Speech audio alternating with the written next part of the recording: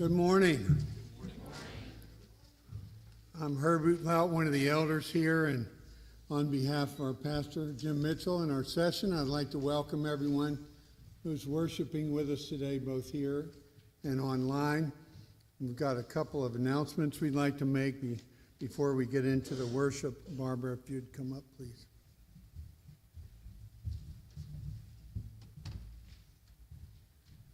I just wanted to remind everyone that next Saturday is our second annual community cookout. We went out yesterday passing out flyers. We've left flyers at local daycares. So we're really praying that God will send the people, and I would ask that everybody pray that as well.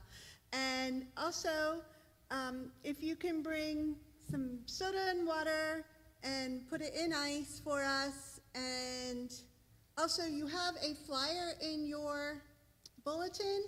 Feel free there's some more in the back on the table where the Bibles are. Feel free to pick up some and share them with your neighbors and such, so that we can continue to invite more people. And I thank everyone for everything that you're going to do to help us with this next Saturday. Thank you. Thank you, Barbara. Ward Morgan is one of our deacons, and he has some information for you.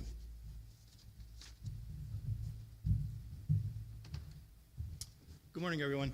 I have a real housekeeping announcement to make. If anybody has anything that's been in the storage here in any areas, I'm trying to get the storage room picked up, and just general housekeeping, really. If you have anything that's been around and you see it on the table in there and you want to keep it, write your name on it. And if there's 4 packages of said item, write your name on it and what ministry team especially, so ministry team people especially, and we'll find a home for it. And then the rest we're going to take to Goodwill or whatever else. So please help me out and assign yes. I'm sorry, this is the library to look at. And there's tape there and there's a marker, so just put your name and the ministry team that it's associated with. Okay, thank you. Thank you, Ward. Thank you, Miss Brenda, for the music to set the tone for worship for us. As you prepare your hearts for worship, you have a verse in the bulletin from Hebrews 10, verse 30. If you would take a moment to prepare your hearts for worship.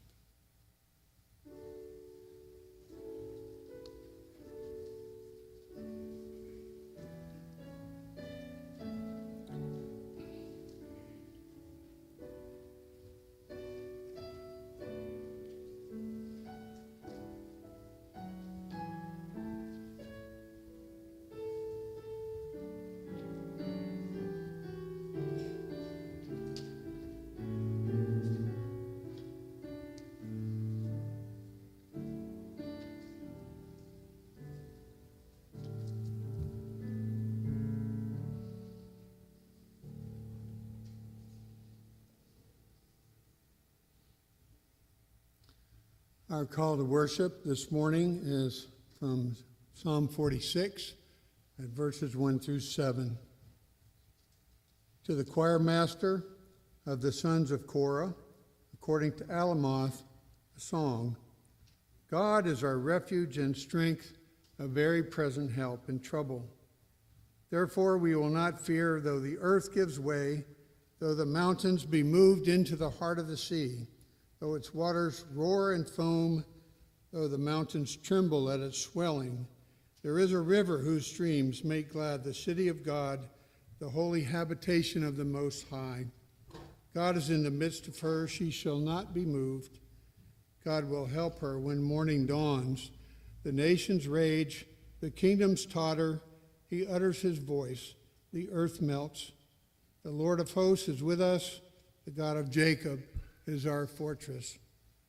I chose this morning because as we watch things in our culture that are disturbing to us, we have the sovereign God who is with us and who is our fortress.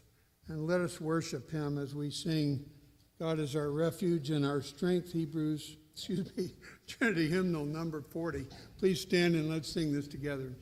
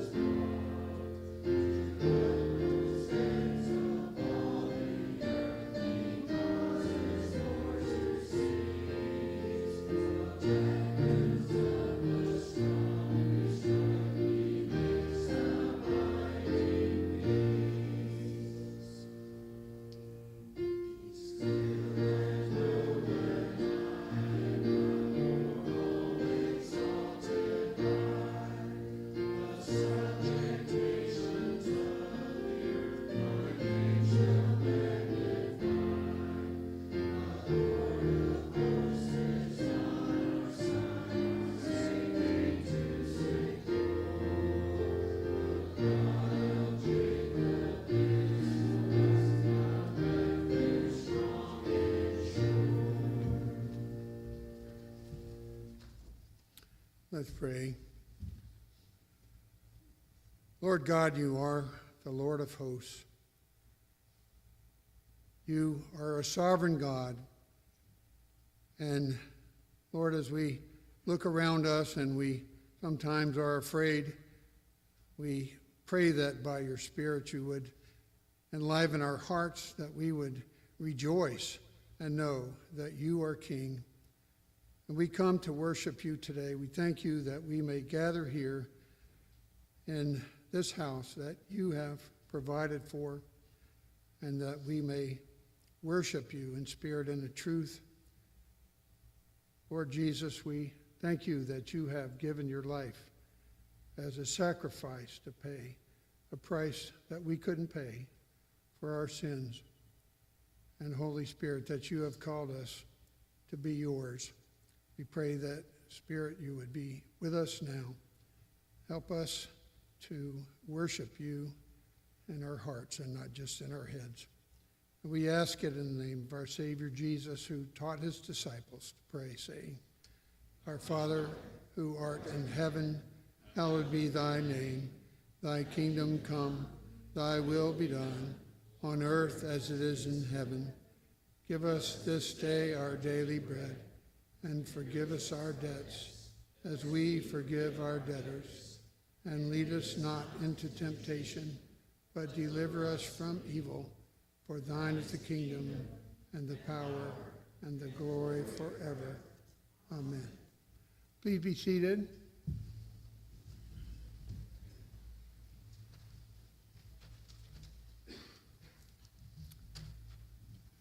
As we come before a holy God, we would confess our sins, and we would be assured that the Lord has forgiven us because of the finished work of our Savior Jesus. Our confession of sin is taken from Romans 3, verses 21 to 26. But now the righteousness of God has been manifested apart from the law, although the law and the prophets bear witness to it. The righteousness of God through faith in Jesus Christ for all who believe. For there is no distinction, for all have sinned and fall short of the glory of God, and are justified by his grace as a gift through the redemption that is in Christ Jesus, whom God put forward as a propitiation by his blood to be received by faith. This was to show God's righteousness, because in his divine forbearance he had passed over former sins. It was to show his righteousness at the present time, so that he might be just and the justifier of the one who has faith in Jesus. Let's take a few moments to confess our sins silently to the Lord.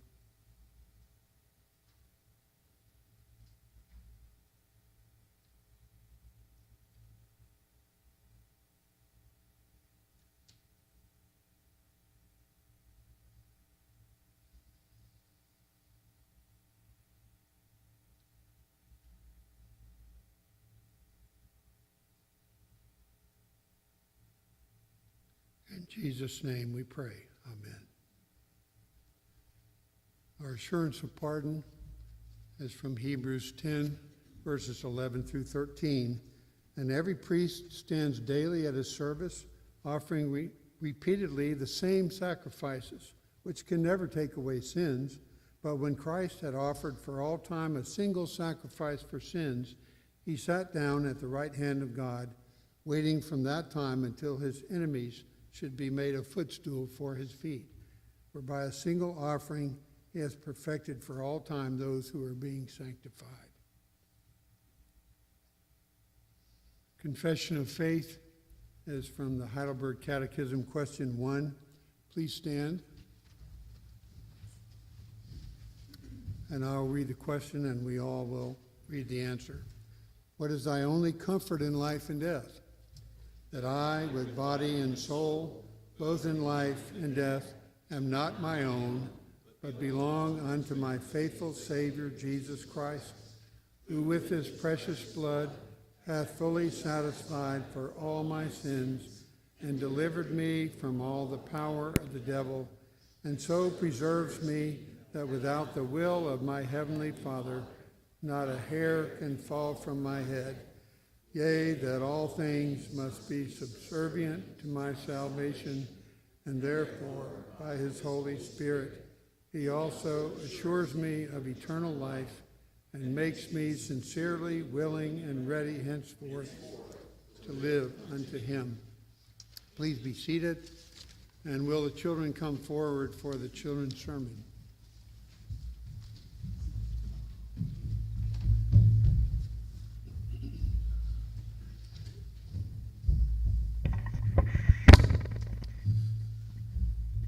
Good morning. Who remembers what happened back in Genesis chapter 33 with Jacob and Esau? Do you remember? They were reunited, right? Jacob was scared that Esau would kill him. But God worked in such a way that even though they don't end up living in the same land, that Jacob knew he needed to get away from the influence of Esau, being an unbeliever. But he was granted by God an answer to his prayer, that Jacob would be kept safe from Esau's anger. Now, what we're going to see in the next chapter today, it's full of bad stuff. Sin, sin, and more sin. And guess what? In this world, what is there? A lot of sin. So is the Bible truthful about people doing a lot of bad stuff? Yes, it is. And the Bible tells us the reality of sin. And you're going to see that Jacob and his sons actually sin the worst in the chapter. People do bad stuff to them and they say, oh, we're going to get revenge. We're going to do what those people did to us and worse. And they end up murdering people, slaughtering people, cutting them up with a sword. Terrible. But you know what? Should they have done that? Who is the one ultimately in charge of making sure that evil is punished? The Lord. Vengeance is mine. That is, revenge is the Lord's. He will take care of every sin, even every unbeliever today. They'll have their sins punished when Jesus comes back, or if they believe in Jesus, then who has taken the punishment for them? Jesus himself. So we know we're safe because Jesus has taken away our sins and received the punishment for us. So if somebody punches you, do you punch them back? Not even if they're your brother or sister or even a stranger, somebody you don't know, maybe somebody who doesn't believe in Jesus. It's not our job to get revenge. Ultimately, God will take care of sin, right? Let's praise him and thank him for that. Let's pray together. O Lord, we give you praise that you're sovereign. You are our rock and our fortress, even in a world full of sin. We know that we ourselves are sinners, and Lord, help each one of these little ones to look to you, Lord Jesus, to flee from the wrath that is to come for our own sin. And Lord, raise them in the nurture and admonition of you, that they might follow you and obey your word all their days. Lord, bless and keep these little ones for the sake of your great name. We pray in Jesus' name. Amen.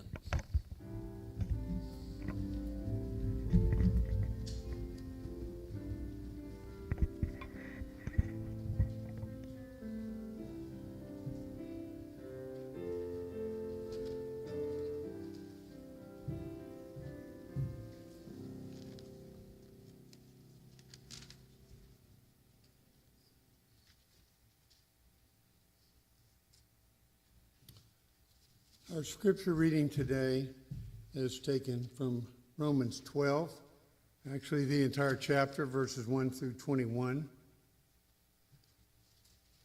If you would like to read along in your copy of God's Word, I encourage you to do that. We do have some extra ESV Bibles on the table right back here by the kitchen. If someone wants a copy, please help yourself.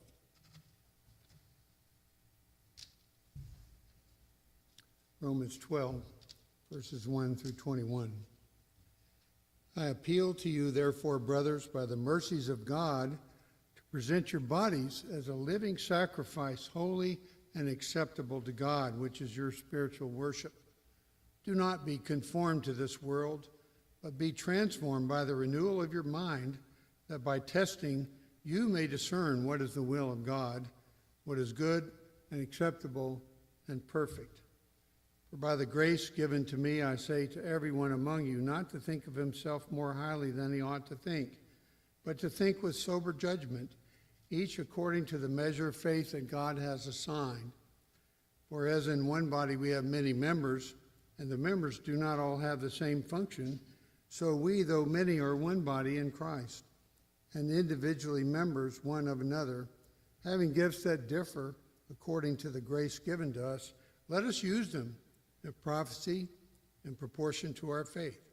If service, in our serving. The one who teaches, in his teaching. The one who exhorts, in his exhortation. The one who contributes, in generosity. The one who leads, with zeal. The one who does acts of mercy, with cheerfulness. Let love be genuine. Abhor what is evil. Hold fast to what is good. Love one another with brotherly affection. Outdo one another in showing honor. Do not be slothful in zeal.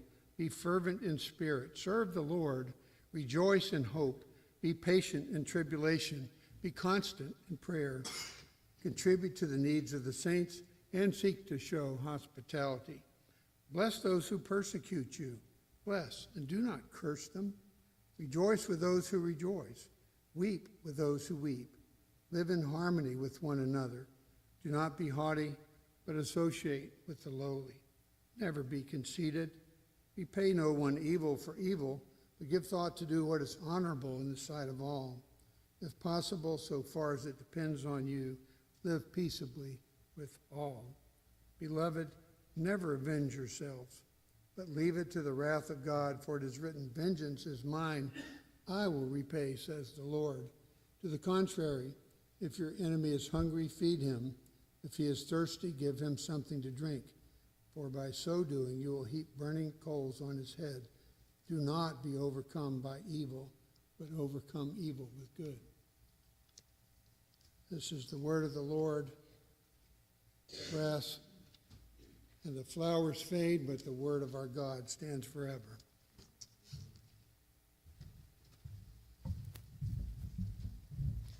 And let us go before our great God once again in prayer.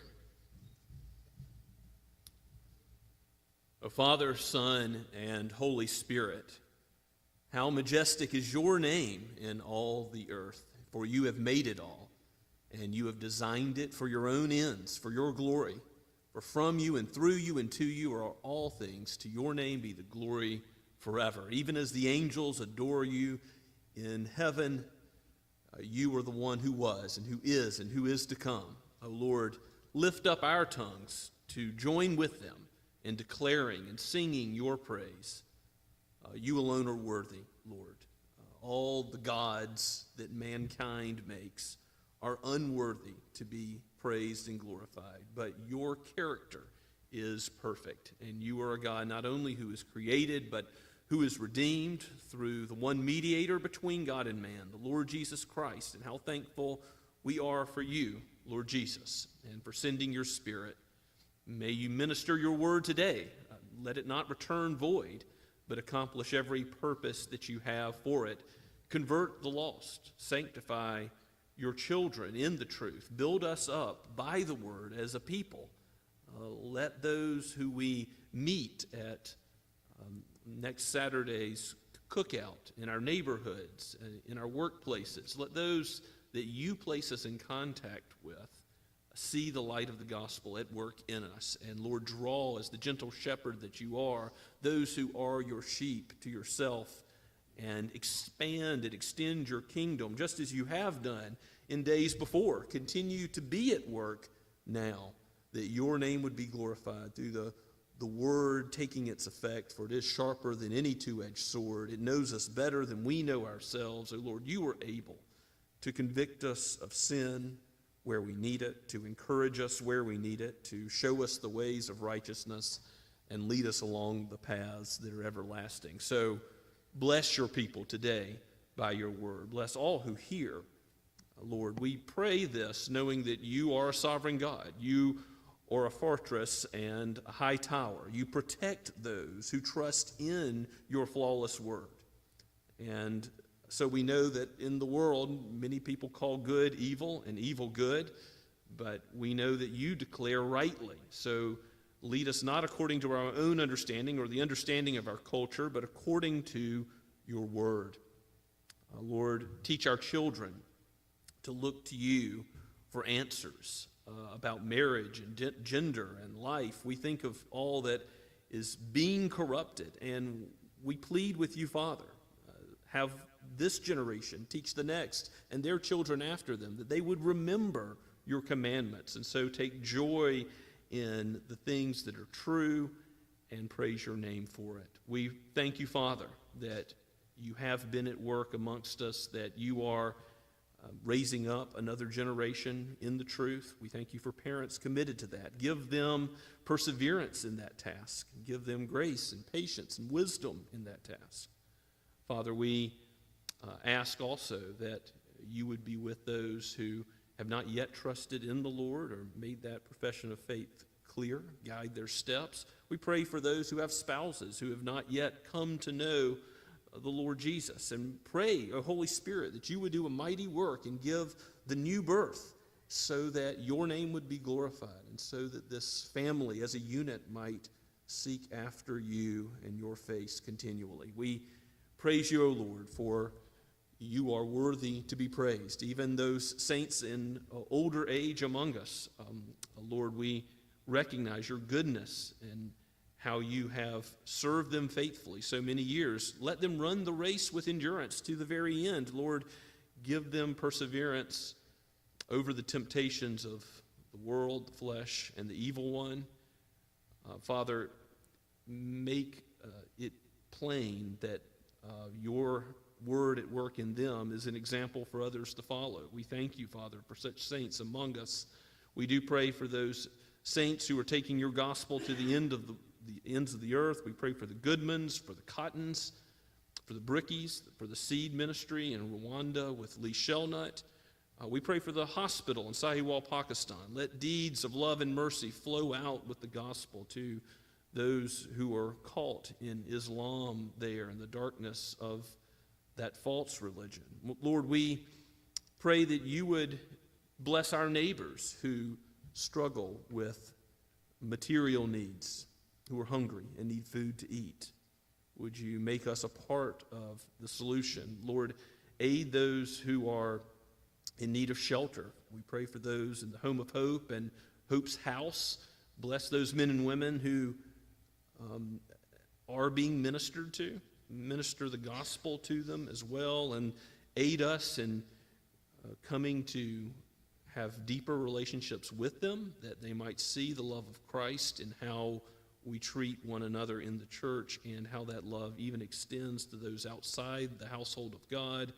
Lord, you have blessed us so richly in the gospel, given us what we have not deserved, everlasting blessing, everlasting joy with the light of your presence. Give us a foretaste of that today, but let us not keep it to ourselves. Let us go with this gospel into the world amongst those who are lost, and may we proclaim it truthfully, rightfully, but also tenderly and gently, knowing that we are beggars telling other beggars where we have found bread, even the bread of life. Lord Jesus, you have revealed yourself to us, and you have initiated a covenant relationship with us. We have nothing to claim for our own honor or glory, but we have only you to praise, Father, Son, and Holy Spirit, for working your purposes out in this world. For from you and through you and to you are all things. To your name be all glorious praise now and forever. We pray this in Jesus' name. Amen. Let us stand and sing our Lord's praise once again from hymn number 347, The Church's One Foundation.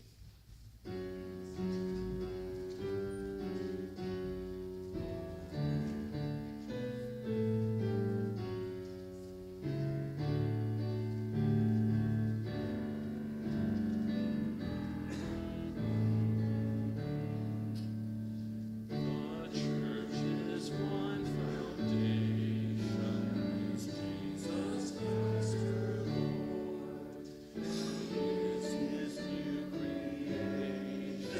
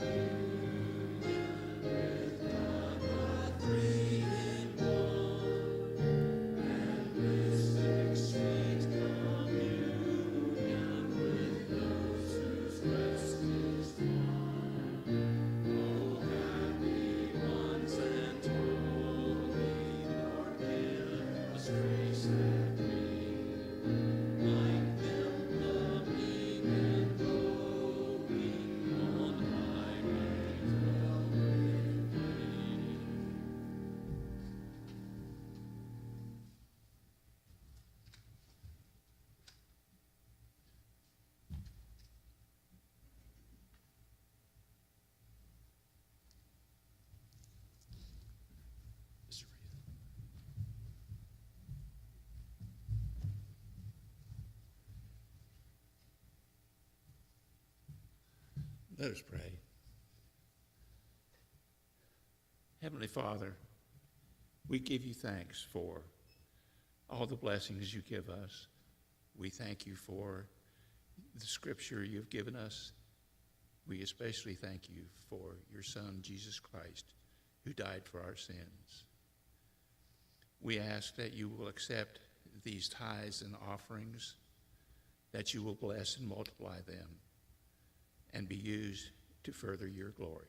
In Christ's name, amen.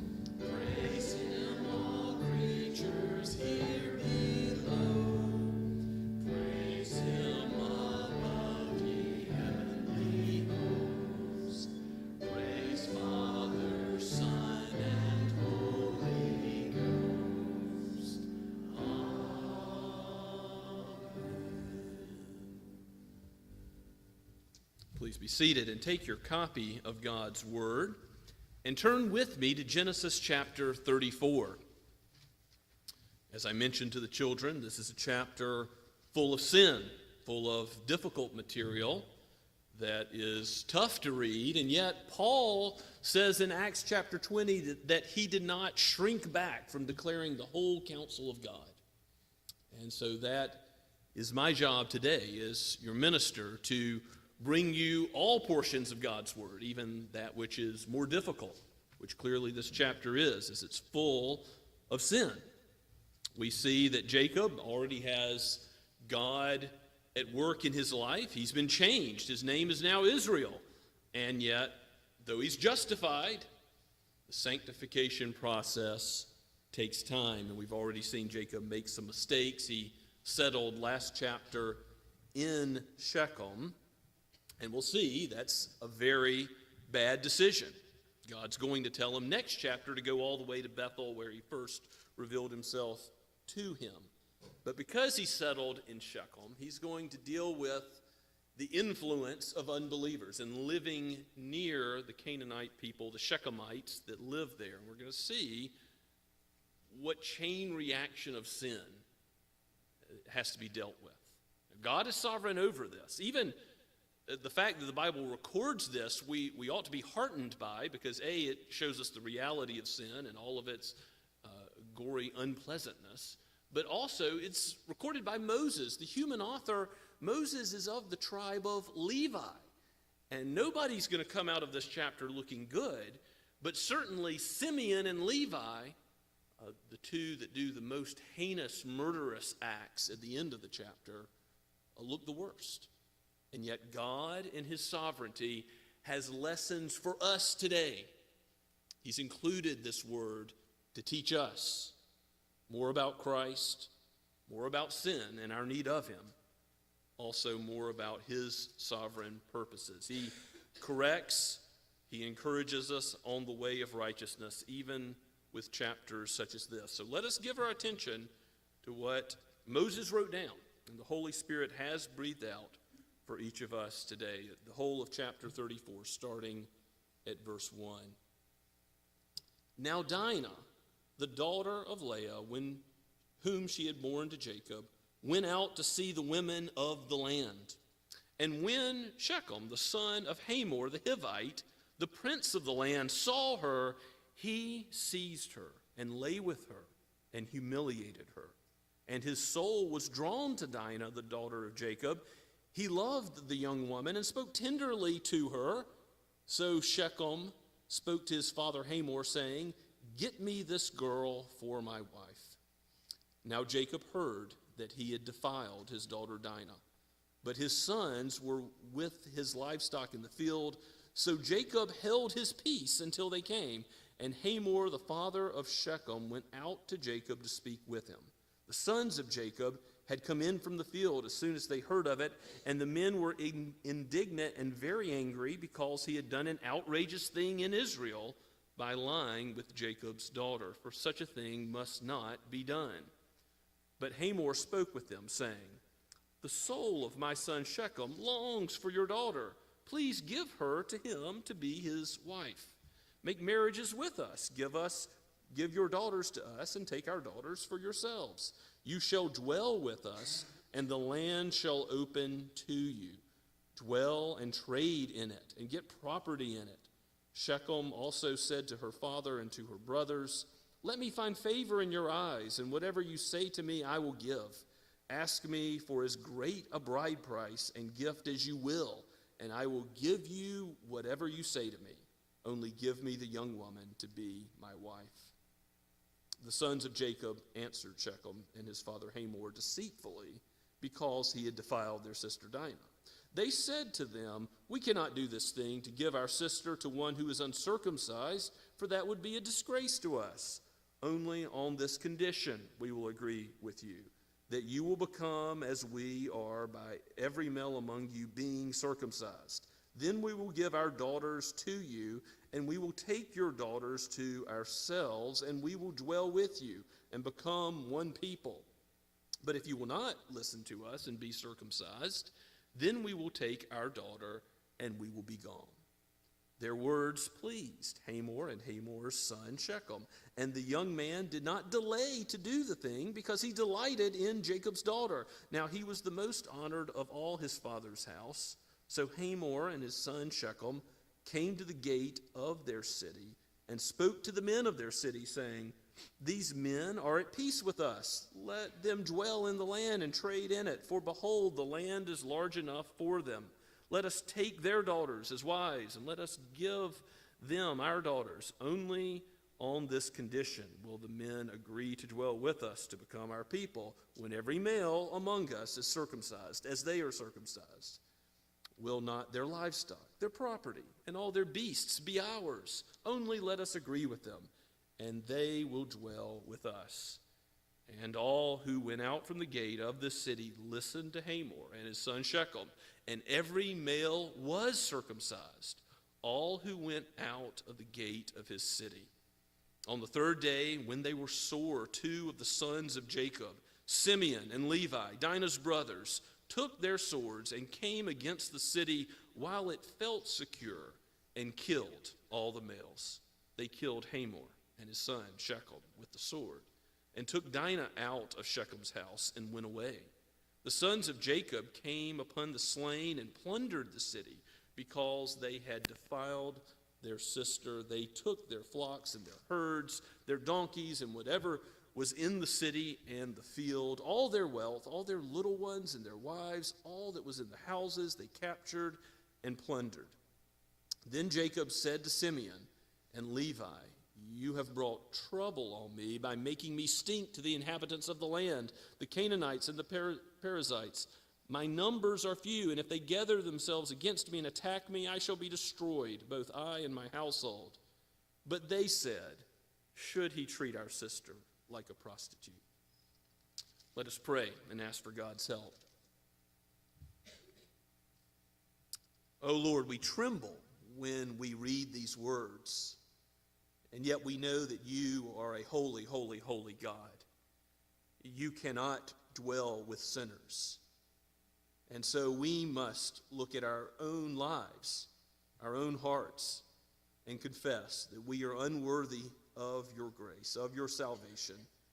Teach us what Christ has done to redeem and have a relationship with us, that we might value that relationship properly, and so be a light to the world, to those who sin without a Savior, and might proclaim the good news of the gospel to them. O Lord, let us give you glory and praise for being our rock and our fortress, the one who governs all the events in this life, even the most difficult situations we face. Bless your word to our understanding. We pray in Jesus' name. Amen. We first met Dinah back in chapter 30, one of the daughters born to Leah, and she's the only one that's mentioned specifically. There may have been others. We've got the sons listed in chapter 30, but Dinah is specifically mentioned way back then, and you'll see if you look through the other children, chapter 29 as well, that there are two full brothers, and those are Levi and Simeon. So they're the ones who end up committing this atrocity, this wiping out of all the males in the city of Shechem. Now, the young man that comes, and we have words here that show that it's not consensual at all. There's no part that Dinah plays in it. She goes out amongst the women of the land, perhaps a curiosity that's unwise to go unchaperoned at night in Shechem. But Shechem, who's named, the city's named for him, he's the son of the prince of the land, Hamor. He clearly violates her. The Hebrew verbs that are used at the end of verse 2 are all very harsh and unmistakable. He seized her, he lay with her, he humiliated her, he raped her. And because of this gross immorality, you clearly have the anger of Jacob and his son stirred up. But Jacob himself is passive in this account. We don't see him acting. We see him holding his peace at first. Yes, it's true that Shechem wants Dinah as his wife, and this may have been a tactic to get her as a wife, his forced relationship with her. He says in verse 4, "Get me this girl for my wife," in the same way that Samson later does in the book of Judges. That selfish, fleshly motivation being highlighted. But Jacob, in verse 5, says, when he had heard that Dinah was defiled, he held his peace. And his sons were out in the field with the livestock. And it's in that context, verse 6, that Hamor, the father of Shechem, goes to speak with him. And it's almost like those Shechemites, those who are in the city, these Canaanites who are unbelievers, don't want to address the problem at all of the gross immorality. They just want to say, let's clean up this messy situation between you and us, and here's how we're going to do it. Hamor speaks with Jacob, and then as the sons come in, and by the way, they've got Dinah also kidnapped, taken to their house, not returned, and it's in this context that verse 7 is read. The sons of Jacob come in from the field. They were indignant. They were very angry because Shechem had done an outrageous thing in Israel, lying with Jacob's daughter. You clearly see the Genesis chapter 2 marriage ethic, one man, one woman, and no sexual impurity being upheld here. Such a thing in Israel is obviously, from Moses' perspective, looking back. Who's Israel right now? Jacob. That's Jacob's new name that God has given him. But of course, he's going to be the father of the 12 tribes. He's going to be the father of Israel, of the land of Israel. He bought a slice of Israel from these folks. You look back at the end of chapter 36, in verse 19, it says, from the sons of Hamor, Shechem's father, he bought for 100 pieces of money the piece of land which he had pitched his tent on, and there he erects an altar and praises the God of Israel for that first slice of Canaan that he owns. But God is going to tell him in chapter 35, don't stop here at Shechem. Go on to Bethel, where God first revealed himself. What was the disadvantage of stopping where he stopped to pitch his tent? He's going to be surrounded by these Canaanites. His daughter Dinah unwisely went out amongst them. Because of her being violated, now all the sons are angry. Jacob himself is sinfully passive. Of course, there should be consequences for this, but we're going to see that the anger of man doesn't bring about the righteousness that God requires. James chapter 1 says just as much. We think that we need to exercise vengeance, and what happens is sin escalates and escalates and escalates. And Romans chapter 12 calls us to not go out and wage war for the gospel, but to lay down our lives, even for our enemies. And we're seeing that's not how Jacob and his sons exercise their responsibility towards their neighbors. And there would have been some responsibility for justice for Dinah. But what happens isn't it. We're going to see treachery. We're going to see deceit again coming back into the picture. The old ways of Jacob are coming back with the whole family. Excuse me. Hamer in verse 8 says, "The son of Shechem longs for your daughter, so please give her to him as a wife and make marriages with us." So Hamer is arguing for intermarriage, which we know is going to be a problem in the days to come. And he's not only arguing for that in general, but specifically for his son. And what would be the advantage for Jacob and Jacob's offspring? Well, dwell and trade in the land and get property in it. The worldly wealth would be a temptation. And Shechem also says, verse 11 says, to her father and brothers, "Let me find favor in your eyes, that whatever you say to me I will give. Ask me for as great of a bride price and gift as you will, and I will give it." So Shechem thinks he can buy his way out of this situation he's gotten himself in. He got the cart before the horse. He violated Dinah before asking for her hand in marriage, and now he's thinking, I'll just pay whatever price you need, thinking that will smooth things over. And verse 13, the sons of Jacob initiate this treacherous scheme based in deception that is going to make common, profane, the sign of the covenant, circumcision that God had given. They're going to take this and use it as a weapon of war. Smart, but unholy. It's going to trivialize the sign and make it not something that has to do with a relationship with Yahweh, the living God, and instead is simply used in order to incapacitate the males of the city so that they can be slaughtered.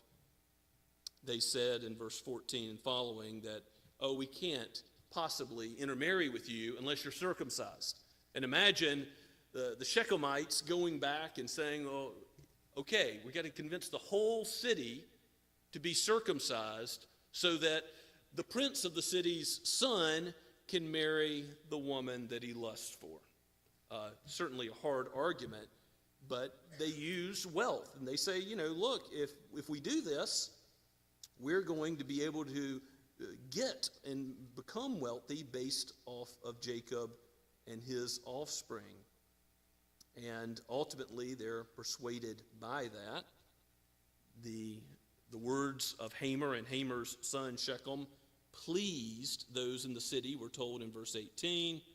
And the young man did not delay to do the thing. So he was immediately circumcised because he delighted in Jacob's daughter. And Hamer, the son of Shechem, came to the gate of the city, and they spoke to the men of the city, saying, look, he's gone ahead and been circumcised. Now all of you are going to do the same. Verse 21 is the wealth argument. These men are at peace with us. Well, that's what they were led to believe. Let them dwell in the land and trade in it before the land is, behold, the land is large enough for them. And let us take their daughters as wives and give them our daughters. And ultimately, they say in verse 23, will not their livestock, their property, and all their beasts be ours? Now, we don't know if they're thinking of sinfully expropriating, stealing from Jacob and his offspring. But they are thinking, whatever the case, you're going to be blessed materially by worldly wealth if you agree to this. And It says in verse 24, all who went out of the gate of the city listened to Hamor and his son Shechem, and every male was circumcised, and they all went out of the gate of the city. And, they weren't simpletons regarding the medical effects of circumcision. Verse 25, it says, while they were still sore on the third day, in other words, the height of the inflammation and soreness from circumcision, when the males are the most incapacitated from this, that's when two of the sons of Jacob, Simeon and Levi, the two full brothers of Dinah, born of Leah, they took out their swords. And they thought, we'll solve this problem. They escalate the sin even more. It's true that eventually God's going to tell Joshua, there's a ban on all the Canaanites. Wipe them out, everything that breathes. And there is a sanction for that. Of course, Joshua, though he's faithful, he's not going to do it completely. But God has a right as the author of life, the one who gives life, to take it. He can take our lives at any day. He's a righteous judge to do that. The wages of sin is death. He can take us at age 2 or age 92. He can take any of our lives, and he can use human instruments to do that. He can call Joshua to wage holy war and be a righteous and holy God. And the reason we don't understand that, the reason we fail to understand that, is because we don't understand the holiness of God. R.C. Sproul argues this in his book called The Holiness of God, where he's like, God is so holy that this war against all the Canaanites in totality, it only makes sense if you understand how good he is, how separate from evil he is, the infinite gap between the two. This is what our sins deserve. Ultimately, that wiping out of the Canaanites that God later commands is a foreshadowing of the second coming of Christ and ultimate judgment. Every sin will be addressed. Nothing will go uncorrected in God's kingdom. Either sin will be paid for by the sinner, or it will be paid for by Christ. Nothing will go unpunished. He is a just God, the just and justifier of those who have faith in Christ Jesus. Glory be to God for such a gospel, such a wise gospel as this. Now, it is true that what we see in Genesis 34 is a foreshadowing of that coming wiping out of the Canaanites, which is a foreshadowing of the second coming, but it's not done right. It's not justice.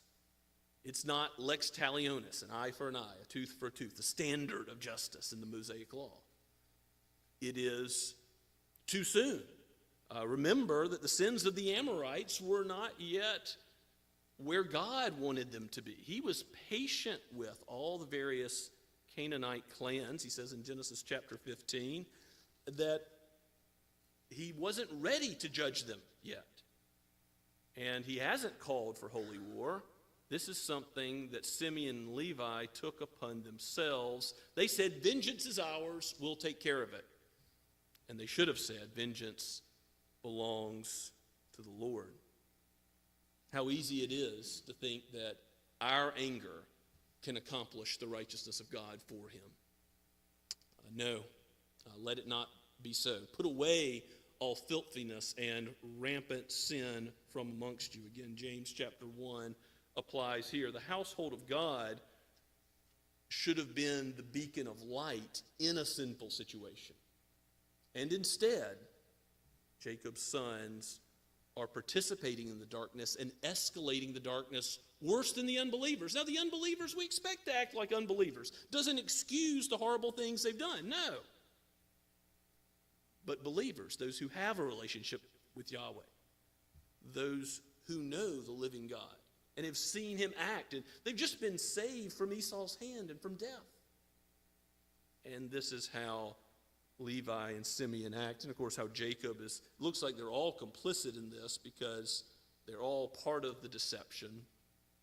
And the way the chapter ends, asking the question, should Dinah have been treated like this in verse 31? Clearly no. But what is Jacob worried about in verse 30? You've brought trouble on me. Jacob's worried about consequences again. He's not worried about how wrong it was, how gross of an immorality was committed by his sons. He's just worried now I'm vulnerable if I'm attacked.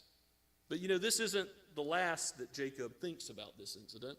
If you move forward in Genesis chapter 49, you see as Jacob calls his sons together and knows he's about to die.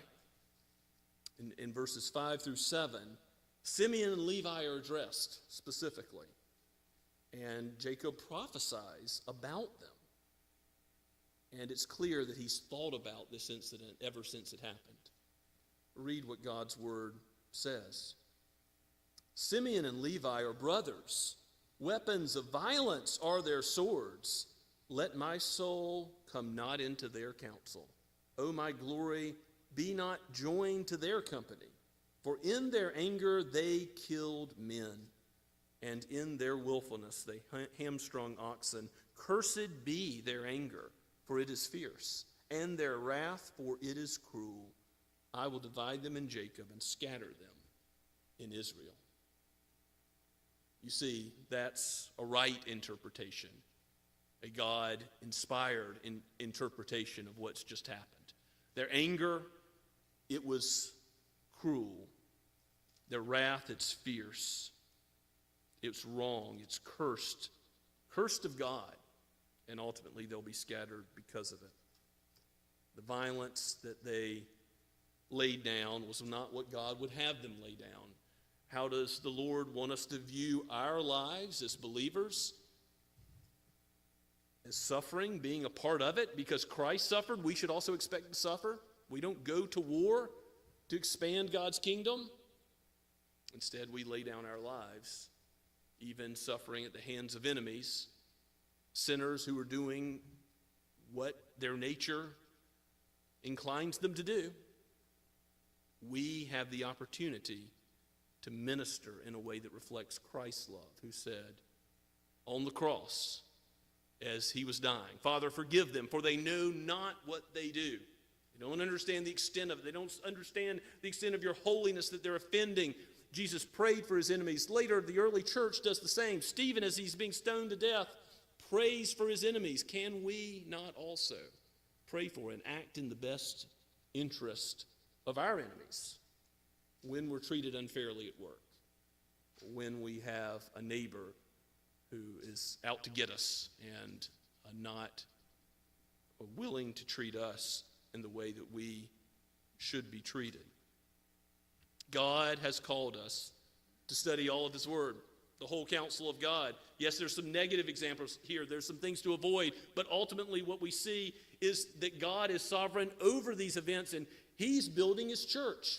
He's building Israel. He's building the 12 tribes from Jacob. Yes, who was too passive here. Yes, who had 2 murderous sons. God is working his purposes out, and he will incline Jacob's heart more and more. He will forgive the sin.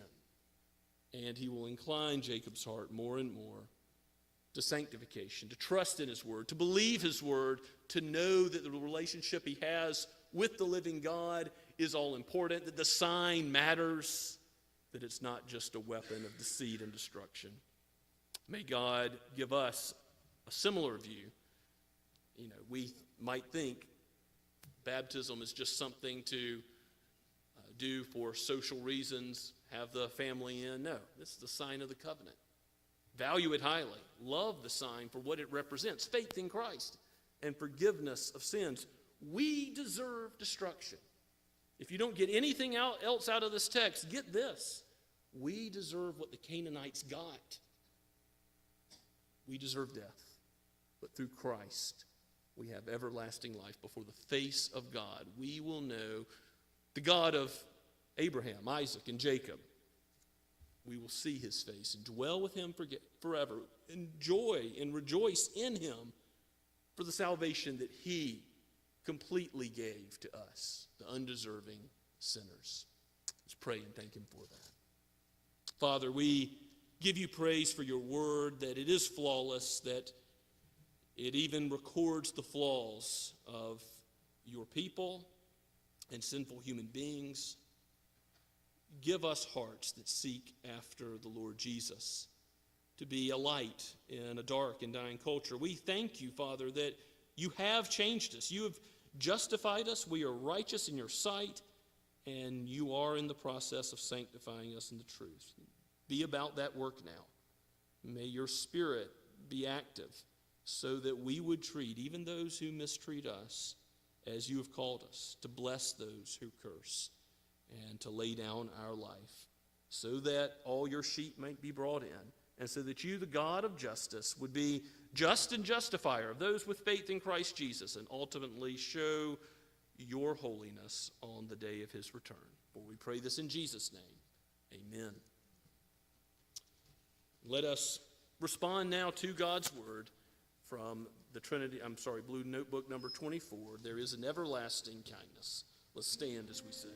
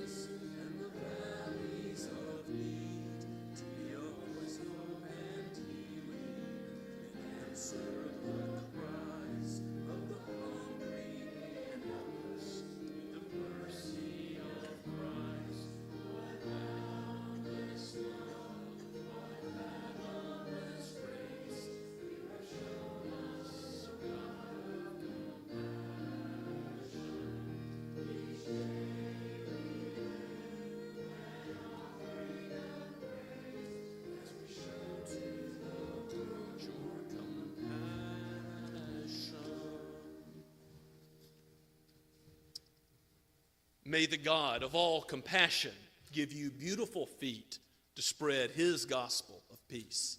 And now receive his blessing. May the God of peace be with you all. Amen.